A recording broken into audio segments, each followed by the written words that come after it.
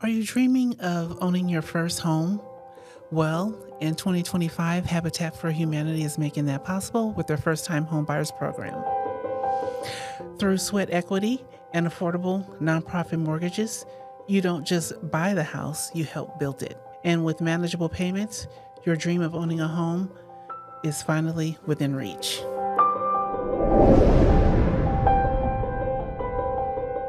Hello, guys. Welcome to the Nina Clark Show. Today, we're going to be talking about the First Time Homeowners Program with Habitat for Humanity. And you may be thinking, well, wait, Habitat for Humanity. Okay, well, what's the difference between going between them and maybe a realtor or a broker? Well, the difference is that with Habitat for Humanity, their applications aren't as strenuous, if that makes sense at all. Okay, so today's show is going to be about their first time homeowners program and what you need to do to apply and how to get the application. Please remember to like, share, and subscribe. Click the notification bell so you'll get more videos like this when I put them up, and so that YouTube can put it out into the algorithm. Okay, guys? And if you are returning, welcome back. Good to see you again. And if this is your first time here, thank you for stopping by. Okay, let's get into it. A little bit about myself. I'm a very resourceful person. And if I don't know the answer, I go and find it. And I don't stop until I do. That's just how I am, is how I've been all my life. Sometimes I may have to take a break. You know, if I'm running into a wall and I'm not getting the answers that I need, then I just go back, and eventually I always do. It's always been that way for me. I'm a go-getter. And what prompted me to look into the first-time homebuyer program with Habitat for Humanity, first of all, I was just shocked. I had no idea that Habitat for Humanity wore so many hats. I thought it was just about building, you know, maybe a little yard work here and there. But they wear very many hats, and you'll see throughout my series. Also, if you want to see how I got free landscaping, go and watch the previous videos. But yeah, that's just me, who I am, and that's what prompted me to look into their first-time home buying program. When I entered the seminar, I thought, wow, it's a lot of people, but it wasn't as many people as I thought it would be for the type of program that it is, which is, you know, a first-time homebuyers program. But yet it was a lot of people, and you'll be able to see that in the video. So it was kind of packed. I was kind of in the background, but yeah, that's what I thought when I went in there. And then I, of course, saw the staff, who I'm very familiar with from working with them previous on other projects in the past. And so it was good to see them and, you know, catch up with them and things like that.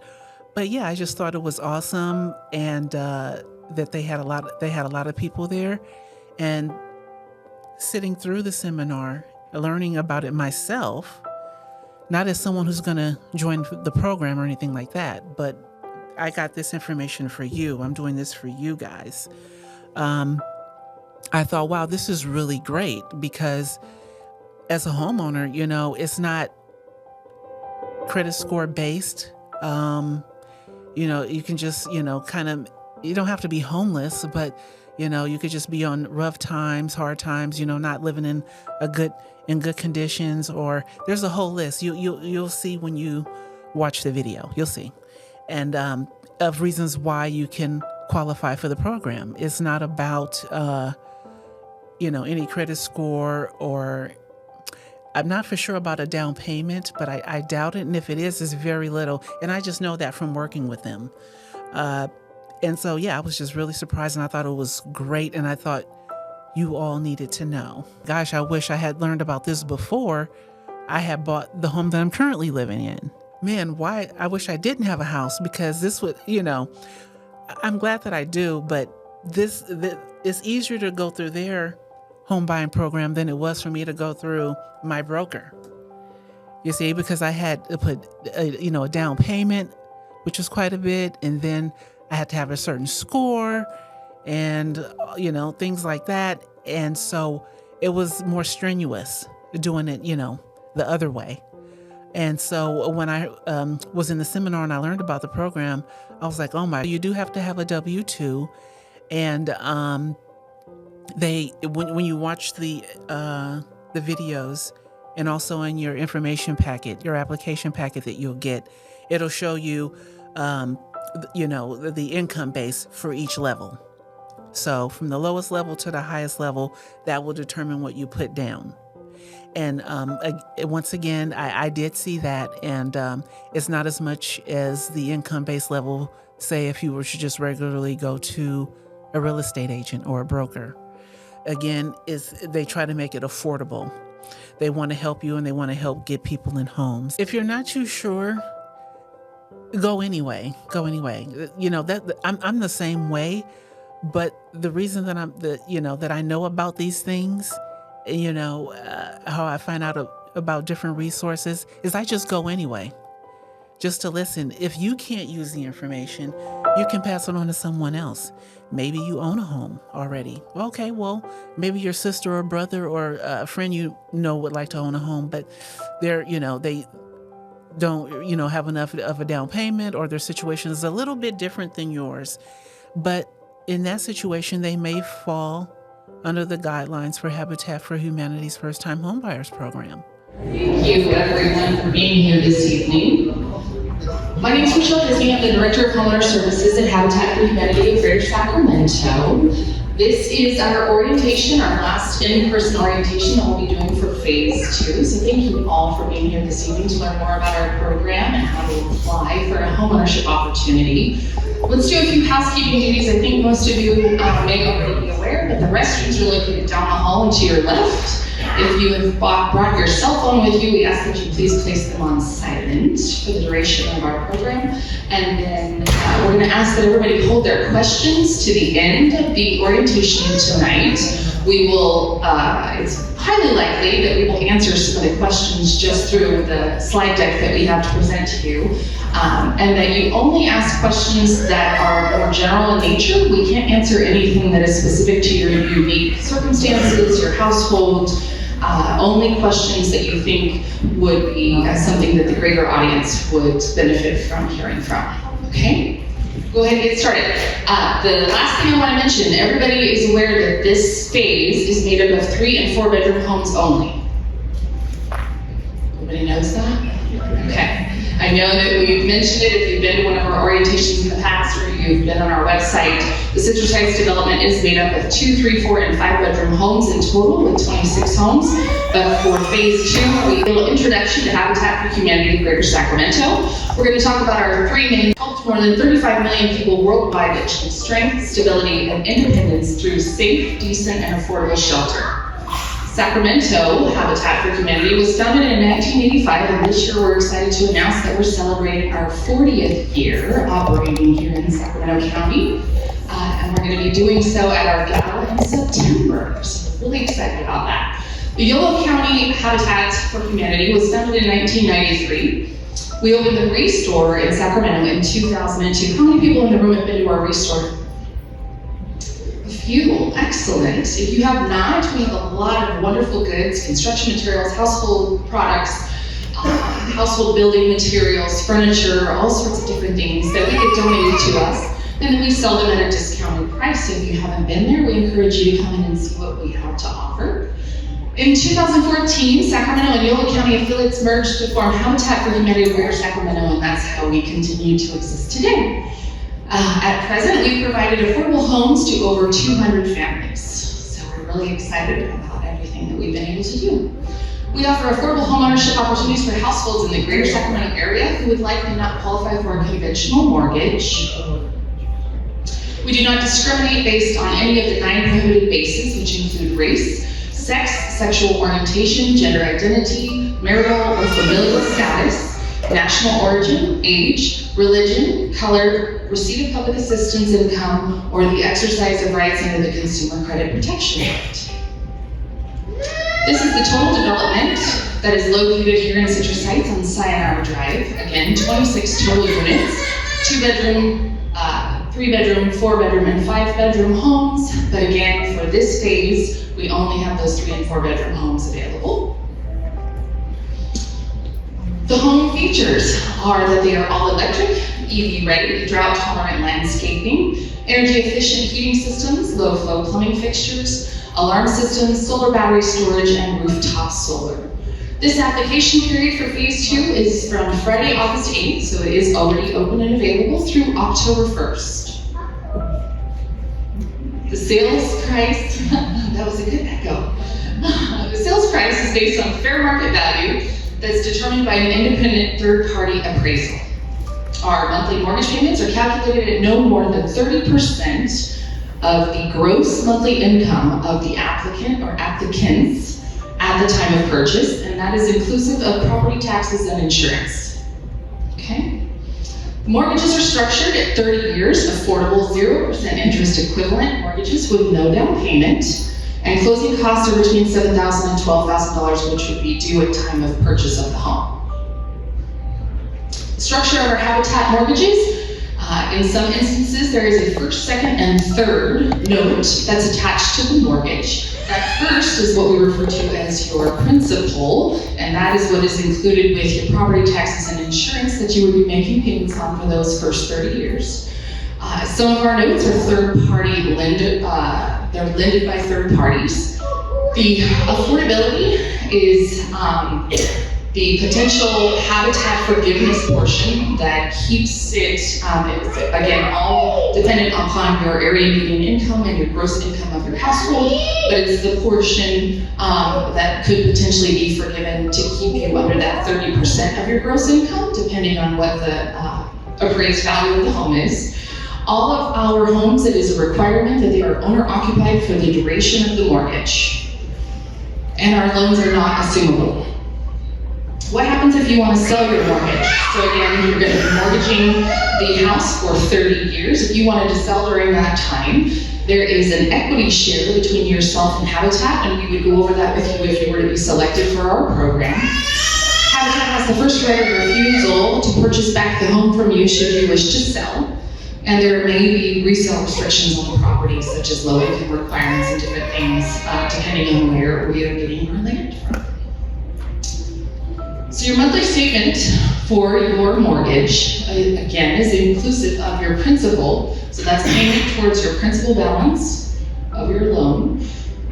Your taxes and insurance, we collect those taxes and insurance in an impound account on a monthly basis. So you pay that amount every month, and we make those payments on your behalf, either annually or semi-annually, depending on when those are paid, or due and payable for taxes and insurance. So our 3 main selection criteria, again, the need for adequate shelter, the ability to pay a mortgage, and your willingness to partner with Habitat for Humanity of Greater Sacramento. The need for adequate shelter and how we determine that could be because of any of the following criteria. So this one is overcrowded. So if more than 2 people share a bedroom, children of different genders share a bedroom, a child and an adult share a bedroom, or anyone sleeping in a room that is not a bedroom. Substandard living, unhealthy, could be because of mold or lacking basic utilities. Inaccessible, there's structural problems, disability issues, or it's unsafe, meaning that there's dry rot or in need of major repairs. Or it's too expensive. If you're paying more than 50% of your gross monthly income on rent, or you're currently participating in a housing choice voucher program, also known as Section 8 housing, or another income adjusted rental program, mutual housing, mercy housing, etc. These are our area median income charts. According to HUD, they're updated annually, and it's for Sacramento County and Yolo County, and it's dependent upon where you live or currently reside. So again, a Habitat policy is that your area median income, or AMI, must be between 30% and 80%. Credit requirements that include your debt to income ratio, or DTI, you'll hear a lot of acronyms, is no greater than 43%. That is a requirement of our program. No accounts in negative standing. No liens or judgments. All must be cleared prior to application submission. At least 5 years of evidence of financial stability following a bankruptcy. Medical collections or student debts may be excused on a case-by-case basis, and there is no minimum FICO score requirement where you're looking for healthy credit activity and history on the report. Your closing costs, certain costs in connection to the home purchase and loan closing, again, including taxes and insurance. The homeowner partner will be responsible for paying most of the closing costs at the time of sale, and those closing costs can range between that $7,000 and $12,000 range. Savings. To prepare for your closing costs, we will work with you to create a savings plan. You must have at least $5,000 saved at least 3 months before closing on the mortgage. We want to see that you've been able to start to save towards those closing costs prior to getting to the end and then not having them available. If you have not saved the $5,000, it could be grounds for deselection. This is, before we jump into willingness to partner, one of the requirements of our program is that you attend an orientation. We have 2 options available. You can do it online. You still can, through October 1st, it will be available. Or you can attend one in person. The code word that you're going to need to write down on your application is this one, development. This word goes on your application. You will see on there, on your checklist, that there's a line for you to write in your code word. Your code word is development. All right. For willingness to partner, we're going to require that you demonstrate responsibility, organization, and commitment to ongoing communication throughout the application process. We know that it is a very large lift, and we're going to require a lot of documentation. Do your best to get everything in. If you can complete an application and submit it to us, one of the things that we would follow up with is a notice of incomplete, which gives you a little bit more time, but it would be great if you could organize everything in order of the checklist and submit as close to, if not a complete application as possible. Your ability to contribute 500 hours of sweat equity. How many people have ever been out to one of our build sites? People have volunteered with Habitat? Excellent. Oh, that's wonderful. Thank you so much for supporting our organization. We'd love to have volunteers. We need volunteers out on our sites. But the flip side to that is, if you have joined us out there, unfortunately those hours don't count towards this. So we do require that you put in a complete 500 hours of sweat equity towards your willingness to partner in purchase of your Habitat home. You will be completing those hours over the course of the next 12-month period after acceptance into the program, should you be accepted. We do have alternatives for individuals who are medically unable to do any of the work out on our build sites. One of the requirements is also that you attend a homeowner education or financial education workshop. We have that as a requirement in those last 90 days before you close on your mortgage. Your willingness to share your Habitat story with our donors, community partners, and followers. We find that the happy faces of the families that we are able to serve through the opportunities we have at Habitat are how we continue to spread the word in the communities in which we serve and find more families and individuals that we can help. So that is a requirement of our program, that you be willing to share your story. Communication with the Homeowner Services Department is the key to success. You met some of us this evening. I'm again the Director of Homeowner Services, and I have a few members of the staff here this evening. Maybe you're able to meet Gina and Anthony. And communicating with us is key. There would be another individual that you would need to maintain communication with, and that's a member of our finance team for submitting documents, etc. That is a necessity for the next 12 months should you be accepted into our program. Scheduling your sweat equity hours takes place with our volunteer coordinator via our volunteer hub. That's how you would go in and schedule those hours, and then you'd be working out on our build sites or at one of our home repair sites, because we also do repairs. You'll be submitting your financial documents monthly. So at Habitat, it works like this. You get accepted into our program initially, and then 12 months later, we have to be able to verify that you still qualify to close on your mortgage. So we're going to ask that you remain very steady throughout the next 12 months until you were to close on your home. We're going to ask that you're tracking and reporting on your sweat equity hours every month. So we keep a log in Volunteer Hub, our construction sites keep a log, but you also need to keep a log. And that way we can verify all those documents against each other and make sure we're giving you all the hours that you have worked. And then you're notifying the homeowner services team of any absences. If you're unable to show up at one of our build sites or one of the days that you have scheduled to work, you do need to communicate that with us so that we can let everyone know. We ask that you immediately notify the homeowner services team of any changes in your financial or household makeup throughout your partnership with Habitat. Okay, so if your family size changes, somebody moves out, somebody moves in, you have a baby, any of those things happen, we're going to need to know that because that can change your eligibility for our program. So we would need to know that immediately. We want to help in any way that we can once you're selected. It is not the goal of Habitat to deselect anyone from our program once you have put in all of the sweat equity hours and you've gone through the application process and submitted all of your documents and you've been communicating with us constantly, and then all of a sudden something happens and we have to deselect you. We do not want to have to do that. And we want to work with you, but the only way we can do that is if you stay in constant communication with us. And the failure to notify us of any of those changes could be grounds for deselection from the program. We ask that you show up for your sweat equity on time, ready to work and have fun, and most importantly, be safe out on our build sites. Again, you're going to commit those 500 hours. So anyone in the household that is over the age of 18 can help in contributing to those sweat equity hours. Children that are 16 years of age or older. Okay, guys, if you made it this far in the video, please remember to like, comment, share, and subscribe.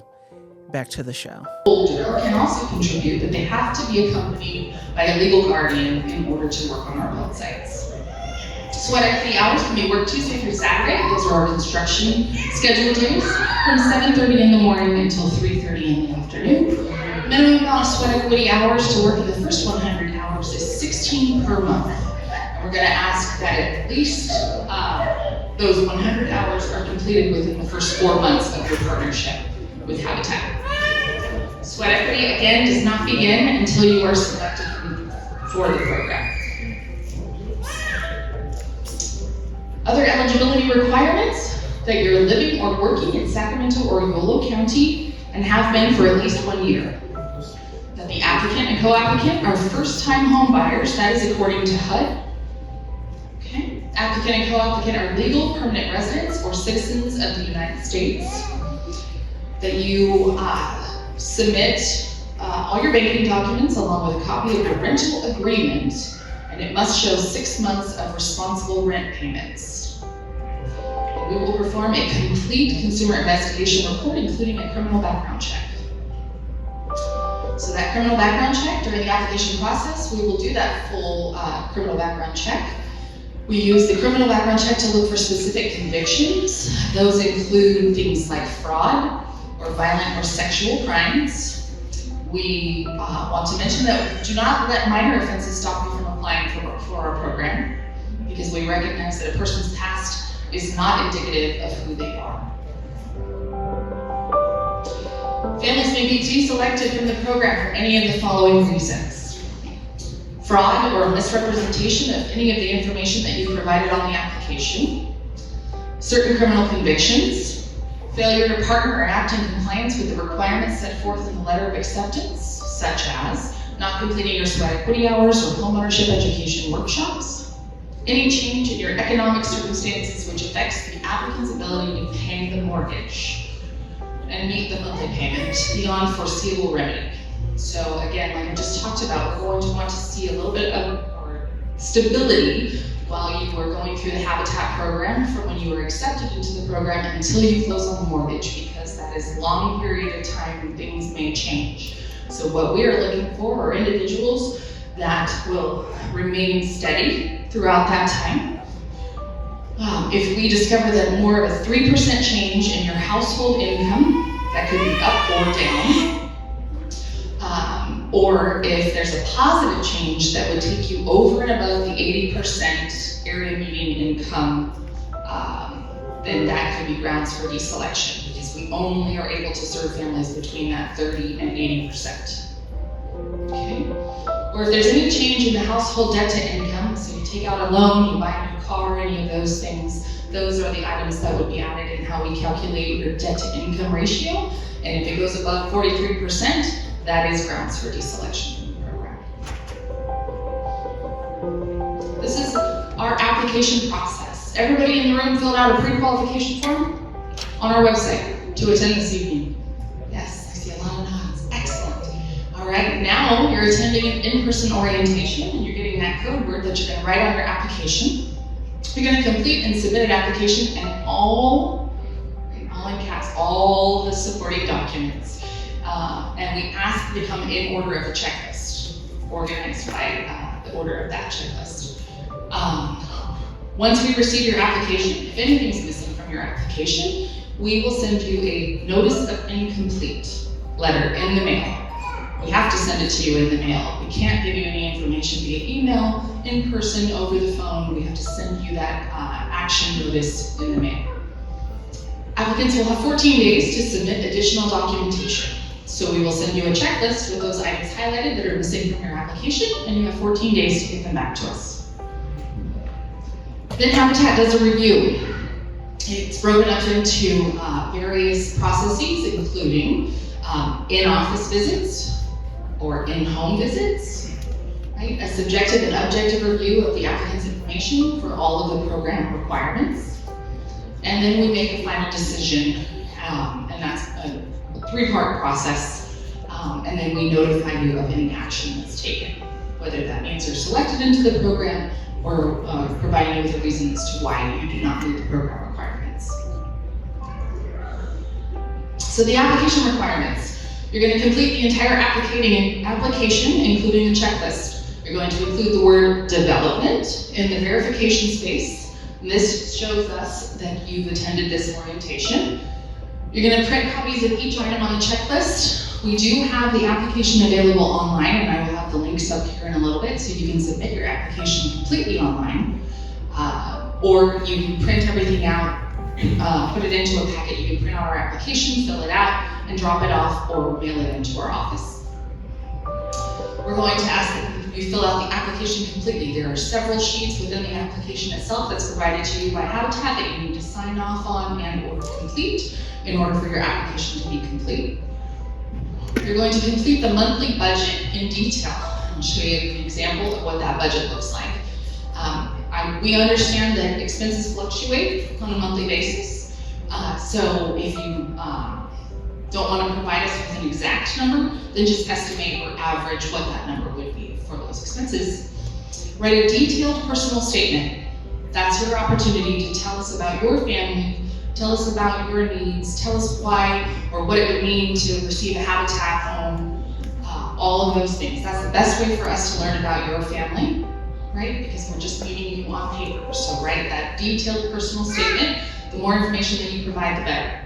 We're going to ask that you put those documents in order. It really helps with the process if they are in order of the checklist, because then we can go through and we can make sure that we have everything the way that we need it.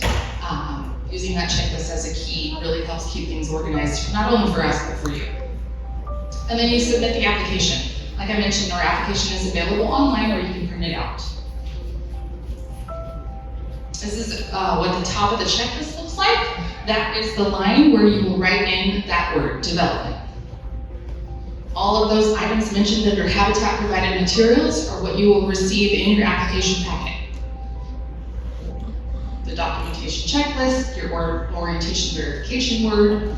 If you forget the word and you come into our office, we're not able to provide it to you because that's how we verify that you sat through an orientation. So make sure that you're writing that down, taking a picture.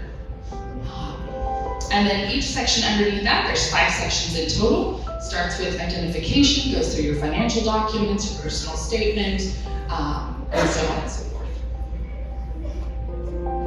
All right, here's an example of what that monthly budget looks like. Again, those are all of your expenses in your household. Be sure to fill it out completely so it can create or paint a picture of your household finances. And then again, sign it at the bottom of the form.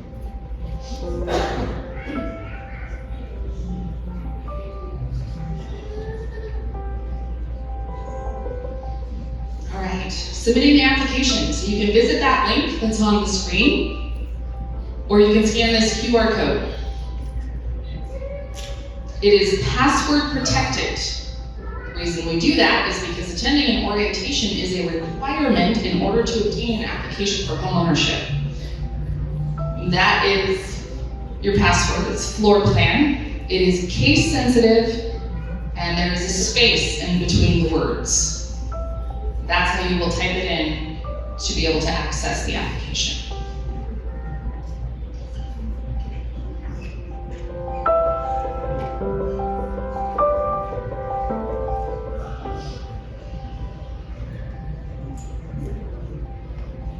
And I'll leave this up once we get through the remainder of the presentation, just in case anybody forgets it or needs it.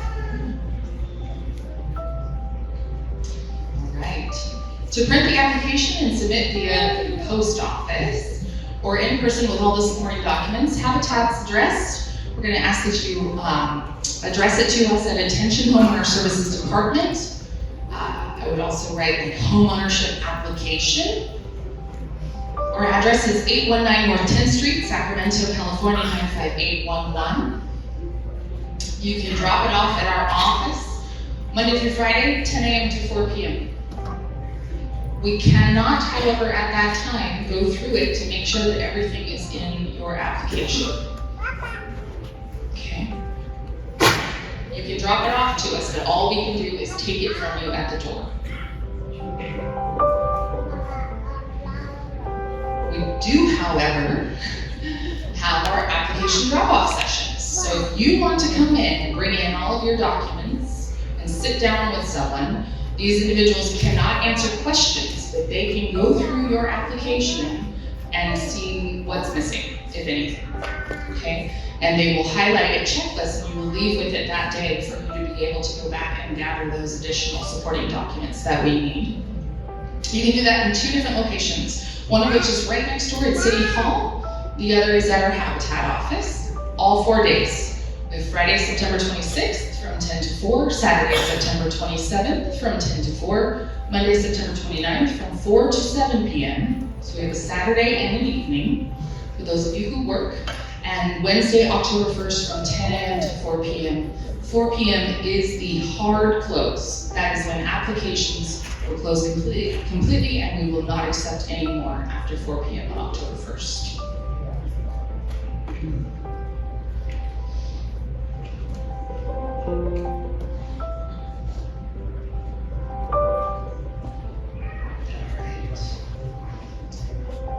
If you submit an application that does not have all the required documents, as I mentioned earlier, you will receive a letter from us in the mail that is called an NOI letter, or a Notice of Incomplete. It will include that checklist with those highlighted items that are still missing from your application. It's our way of highlighting and showing you the items that we still need, providing you with an opportunity for those 14 days to get those documents in and add them to your application that we have in our office. We encourage you to submit your application as soon as possible. Individuals who wait till the last minute sometimes don't have the opportunity to go back and access or ask for anything, right? Sometimes it takes time to request documents from other agencies that you would need to submit with your application. You want to allow for enough time for that. All right. So thank you again so much for being here this evening. The application is available on our website, habitatgreatersac.org/homeownership/apply. If you have any questions, I just want to make everyone aware, we receive hundreds of applications for our opportunities. So we ask that you be patient with our team. Again, we can't answer any questions if you were to come to our office or call us or email us. So just make sure that you're following along with the checklist. A lot of the questions can be answered on our website. And then we're going to open it up to questions this evening. But our email address, if you want to send us anything, is apply@habitatgreatersac.org. Like I said, I will leave this slide up for everyone. All right, so now we're going to have our runner walk around with the microphones. Again, what I ask is make sure that it's something that everyone in the room could potentially benefit from learning more about. There is information that's available on the website. Oh, you know what? Let's do that first. Anthony, cue it up. Let's do one thing before we do the question. So sorry about that. We're going to show you some examples of documents. Like I said, there are a lot of documents, and the documents can be very lengthy, up over 100 pages in some cases. So,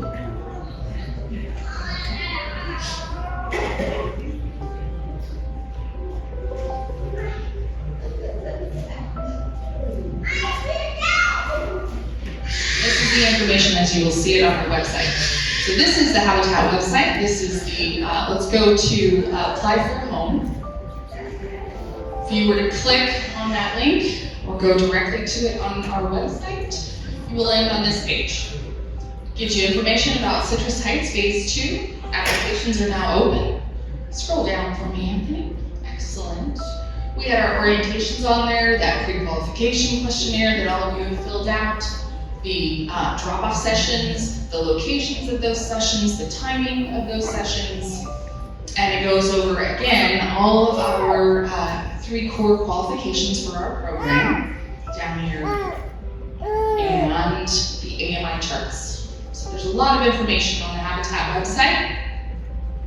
Scroll back up.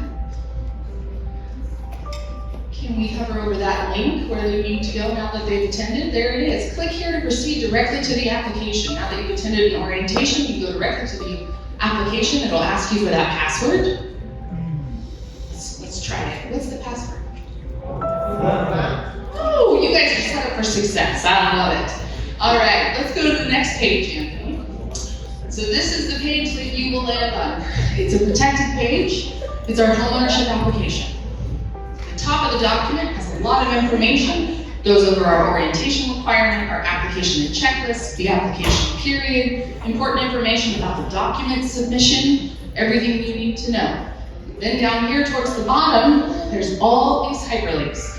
These are sample documents so that you can see what it is that we are looking for when we say, we need a copy of your bank statement, we need your tax return, we need your credit report, right? All of those things are uploaded right there for you to be able to view and see what it is that we're looking for. And we're going to show you a few examples. Bank statements. This one's from Wells Fargo. You'll see in the upper left-hand corner, it says that there are page 1 of 7. We need all 7 pages.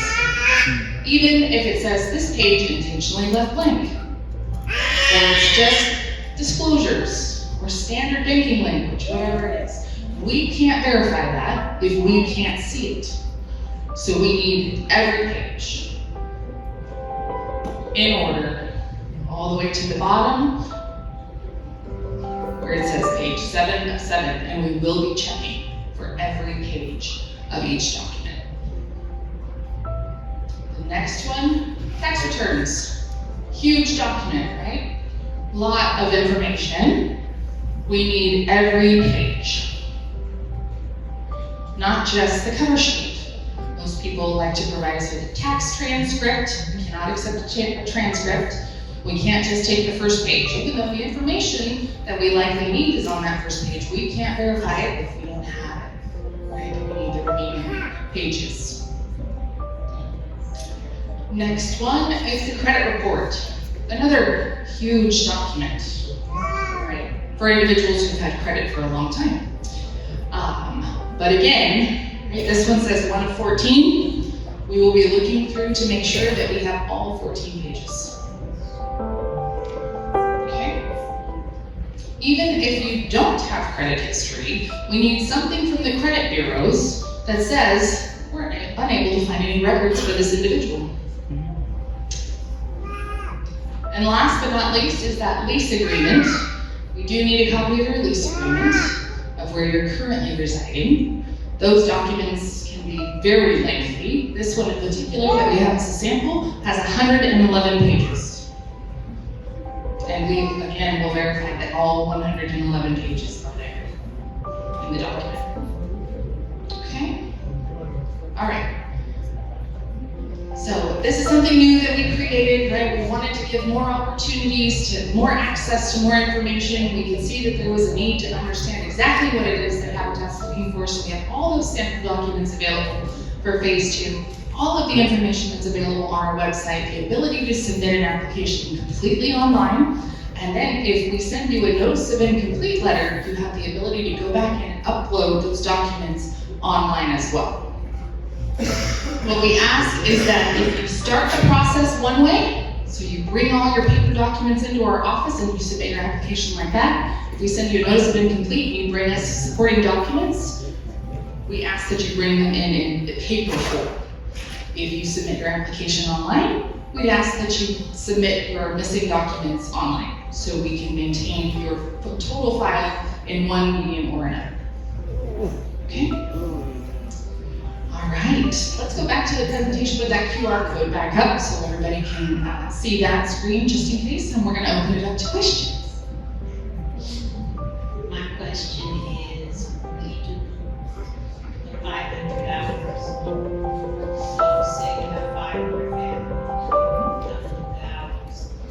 Are each person getting, let's say we do 8 hours per day. Is each person getting 8 hours a day? Yes, anyone who's eligible to work on sweat equity hours. So again, anyone over the age of 18 or 16-year-olds if they're accompanied by a legal guardian, they all have the ability to work sweat equity hours, and they would all earn the number of hours that they are out there at the site. Yes. Great question. If an applicant needs extra time, are those 14 days counted in calendar days or business days? They are calendar days. Thank you. Yes. Great question. Regarding sweat equity, can hours be fulfilled through non-construction tasks? We like our applicants or our family partners to complete most of them on site.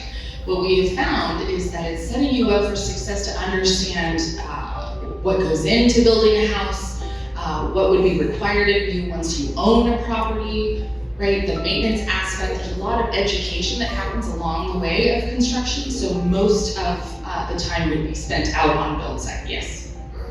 Thanks. Also, regarding support and maintenance, are homeowners responsible for future maintenance costs immediately? Yes.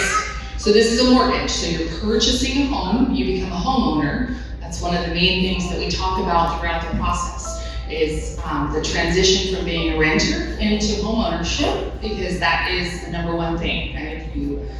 Your financing is based on your ability to pay that mortgage. You need to be able to then go into making those payments and then maintaining the home from there. You'll learn throughout the process, though, when we're talking about your home, that Habitat does have warranties for certain types of things, but the maintenance, the wear and tear, all of those items would be the homeowner's responsibility, as it would be with a traditional mortgage. Yes, 1 second, Gina. 1 second. This might be a silly question, but for the 30 years that you were saying you have to pay, can you pay it off like normal? Can you pay it off sooner than that? You don't have to do the duration of 30 years. There's no prepayment penalty for your mortgage. However, like I mentioned, there's those other notes that could potentially, it doesn't happen in every case, and that's why we can't answer specific questions. But in some cases, there are those subsequent notes that help with that affordability aspect. And so a couple, or 1 or 2 of them may become due and payable at that time, but you can absolutely pay down that first mortgage or that principal balance that you have in advance of the 30-year expiration or maturity. Yes, absolutely. Go ahead, Gina. So with regards to the 500 hours of sweat equity, how does that work for someone who has a chronic illness or a disability? Great question. So we do have other opportunities to complete sweat equity hours. Some of those happen in our restore, or we can make certain accommodations out on our build sites for individuals. It's really dependent on the medical circumstances or the nature of the disability, but we would work with you if you were to be selected for the program. Yeah. First of all, I thank you for the nice program you guys have. So my question would be, as a requirement, the requirement was for the applicant should be first-time home buyer. What if the applicant is a co-signer for a mortgage, but they're not paying the mortgage or they're not living on that? So that's a great question. So first-time home buyers, according to HUD, is that you can't have owned any real or residential property in the last 3 years. Okay? And in that case, co-signing on a mortgage, that is home ownership essentially, right? So you wouldn't be qualified for a first-time home buyer program. My question is, if the applicant is selected, by the time the person is selected and he moved to different county, not living in Greater Sacramento anymore, is still eligible or lost? During the year until you purchase the mortgage or after you purchase the No, mortgage? during the application, they are fill it, submit it, and then lastly, the person name is selected for the next process, but he moved to a different county. It's one of our program requirements that you reside in Sacramento or Yolo County.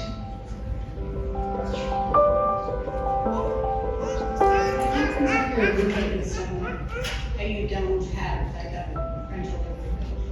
If you don't have a rental agreement, do you pay rent? Okay, so we would, in that case, we would want a statement of fact from you stating that you don't have a rental agreement. We might need further documentation from the individual in which you're living with, and then we just want to see proof of those rent payments. Great question. If the application is all complete, do we receive a letter of completion or something like that? So you would receive, you would move forward to the next phase in our process, right? And you would be notified of that, yes. Sorry, please. My question is two parts. First one is the person that is applicant need to be the lease to be under his or her name. So the leasing, you're talking about on your lease agreement? Yes, we would want to see that proof, that, correct. Did everybody hear that? No. The leasee, or the person who is on the lease for the apartment or wherever it is that you're living, that should be the applicant, co-applicant that are applying for the mortgage so that we can verify that that's where you currently reside and that you are on that lease. Great. Process after today, how we can communicate with you? Do we have the phone number or the email address? So I gave you the email. Let's go ahead and open that full screen, Anthony, if you don't mind, in slideshow mode.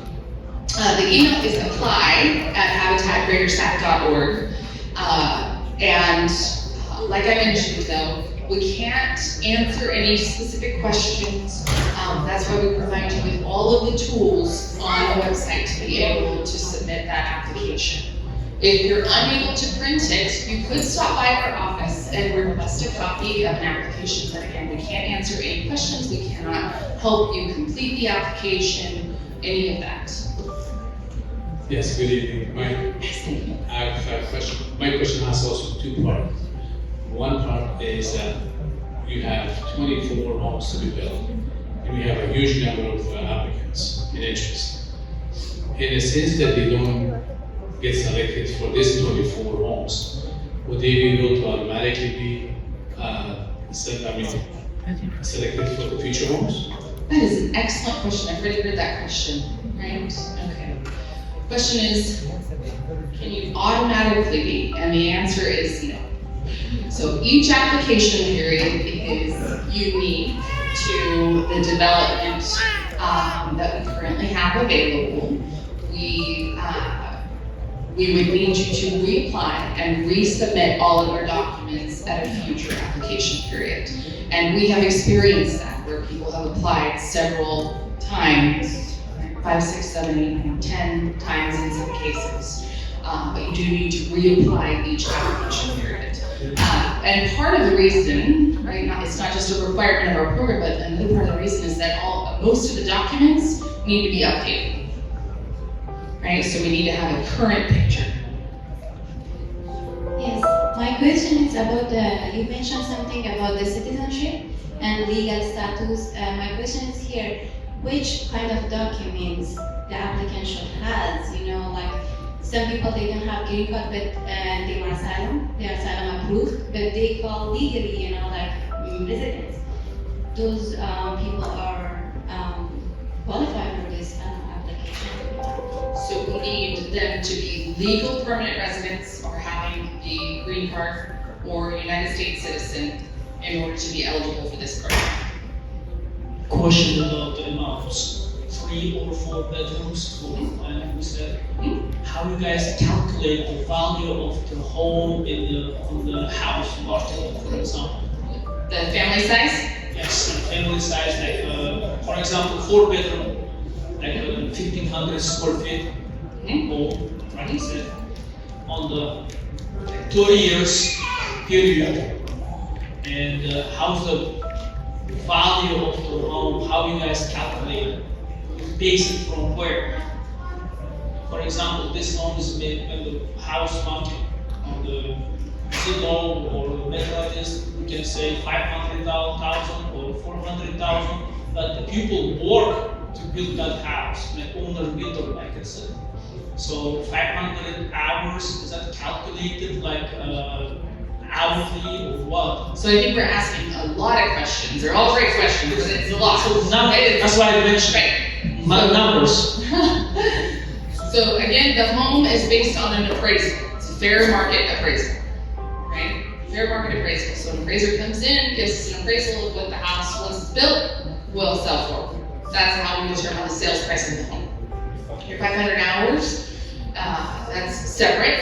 It's just a requirement of our program. You're completing those 500 hours towards the program requirements for Habitat in order to purchase that house. You also touched on household composition.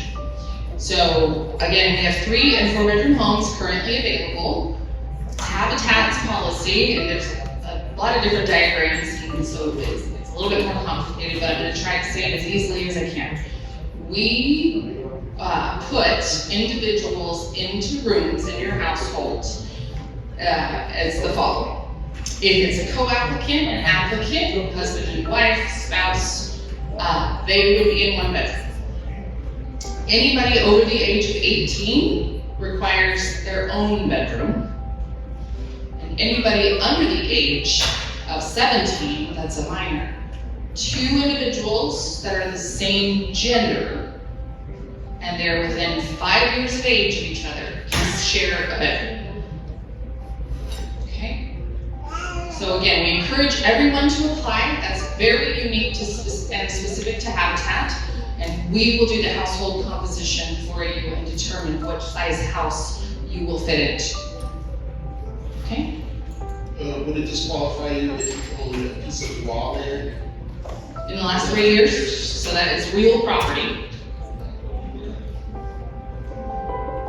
Okay, thank you. I have 2 questions. So, what? He asked if you own real or a piece of raw land. Technically, that's real property, and first-time home buyer rules are real or residential. You can't have owned any of that in the last 3 years.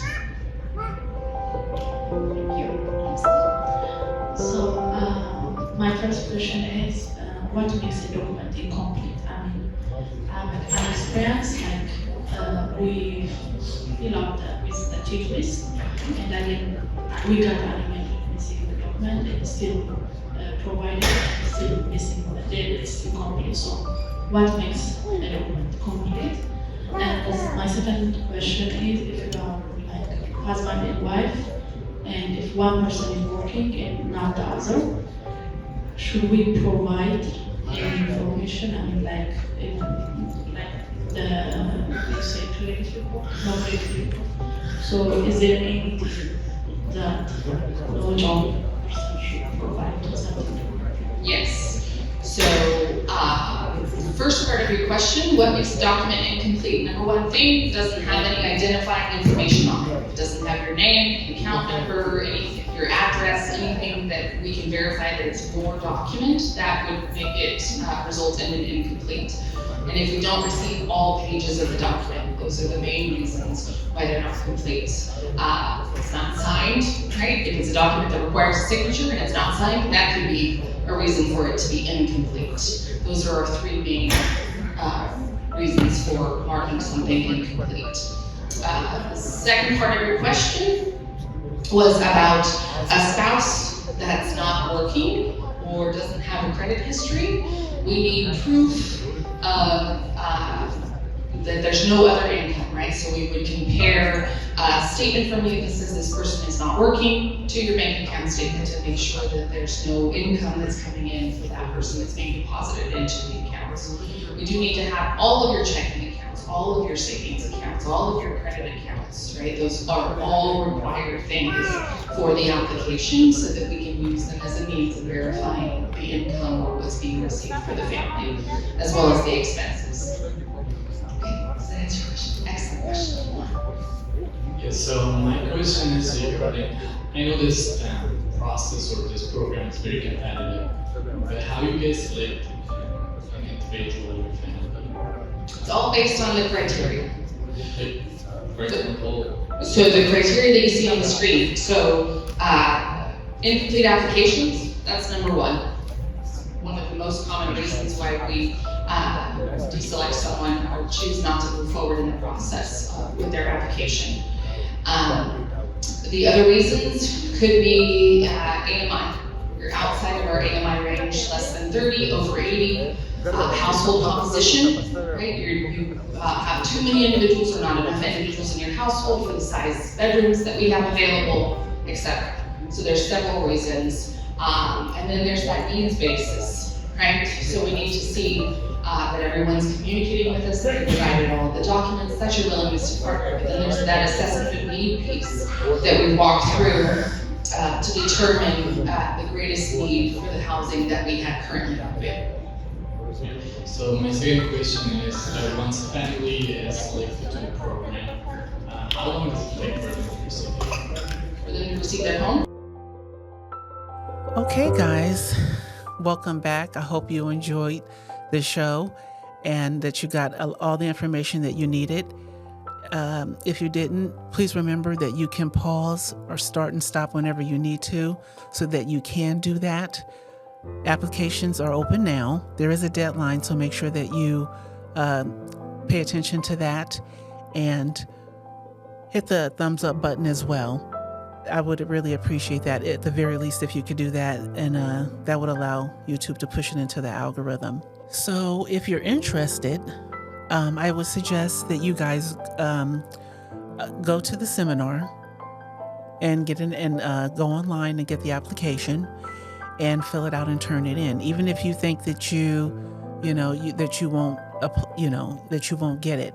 And like I said, maybe you don't need a home, but you can help someone else. In summary, just go and see about it. It doesn't hurt. Trust me, it doesn't hurt. This is how I get a lot of the resources that I have.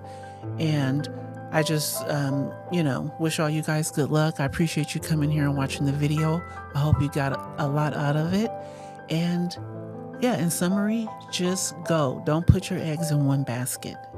Even if you have an apartment, even if you just got a new apartment, and your goal is to own a home somewhere down the line, you could still do this program, even if you have a place to stay today.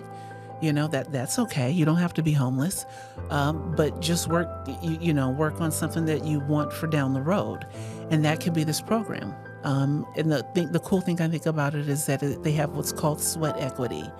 And so you help build the home to a degree. You have so many hours that you have to put in. And I think that's part of the reason why the price is so low, or why they're so lenient in their application process. And so, yeah, you have a hand in it as well. And what's cooler than that? To say, I had a hand in building my own home. So thank you so much for coming by. I appreciate you guys, and see you on the next show.